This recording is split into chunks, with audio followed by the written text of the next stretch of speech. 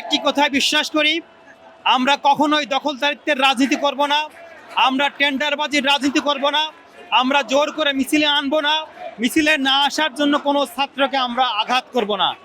আমরা 5 তারিখ পরবর্তী সময়ে যে নতুন ধারার রাজনীতির সূচনা হয়েছে, সেই সূচনা কিন্তু শুরু হয়েছে তারেক রহমানের হাত ধরে প্রতিশ্রুতি বাস্তবায়ন করার মধ্য দিয়ে।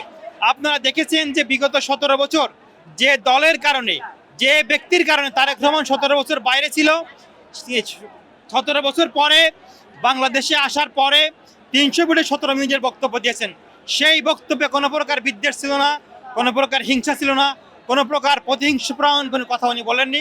এই যে নতুন ধারা রাজনীতি শুরু করেছেন, সেই ধারাকে ফলো করে ছাত্রদল তারেক রহমানের সিদ্ধান্ত বাস্তবায়ন করার জন্য রাজপথে থাকবে, শিক্ষার্থী বান্ধব ক্যাম্পাস নির্মাণ করার জন্য কাজ করবে।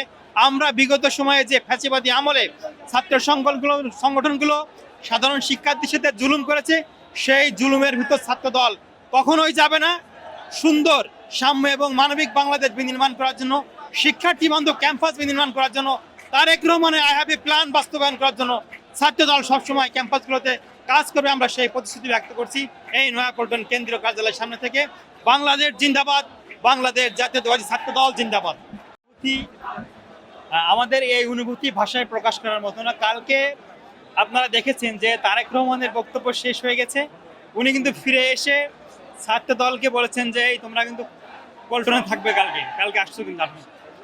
ছাত্র দলের প্রতি এই যে ভালোবাসা, এই যে আবেগ, এই আবেগের কারণেই কিন্তু ছাত্র দলের প্রত্যেকটি নেতাকর্মী তারেক রহমানকে অন্যরকমভাবে ভালোবাসে। আমরা কিন্তু ছাত্র দলের প্রত্যেকটি নেতাকর্মী এই বিগত 17 বছর তার নামে রাস্তার স্লোগান দিয়ে এই স্বর্ণালী সময় কিন্তু আমরা অতিবাহিত করেছি। আজকে তারেক রহমান প্রধানমন্ত্রী হওয়ার পরে প্রথম আজ নয়াপল্টন কেন্দ্রীয় কার্যালয়ে আসছেন। আমাদের একটা অন্যরকম ভালোবাসা। আপনারা জানেন এই কার্যালয়ের সামনেই এই আইন শৃঙ্খলা রক্ষাকারী বাহিনী আমাদের কত শত নেতাকর্মীকে গ্রেপ্তার করেছে, এখান থেকে তুলে নিতে গুম করেছে, এখান থেকে তুলে নিতে হত্যা করেছে। আমাদের সেই নির্যাতন নিপীড়নের দিন শেষ হয়েছে। তারেক রহমান বাংলাদেশের প্রধানমন্ত্রী হয়েছে, আলহামদুলিল্লাহ। তৃণমূলের প্রত্যেকটি নেতাকর্মীর মাঝে একটা আনন্দের বন্যা বয়ে যাচ্ছে। আজকে পল্টনে আপনারা দেখবেন যে হাজার হাজার নেতাকর্মী ভিড় হয়েছে তারেক রহমানকে ফুলেল শুভেচ্ছা জানানোর জন্য এবং তাকে সংবর্ধনা দেওয়ার জন্য আজকে আমরা এখানে এসেছি। আমরা মনে করি আমরা যে স্লোগানটা দিতাম তারেক রহমান বাংলাদেশের প্রাণ, তারেক রহমান, সেইটি কিন্তু আজকে কথা এবং কাজে প্রমাণিত হয়েছে। তারেক রহমান বাংলাদেশের প্রধানমন্ত্রী হয়েছেন।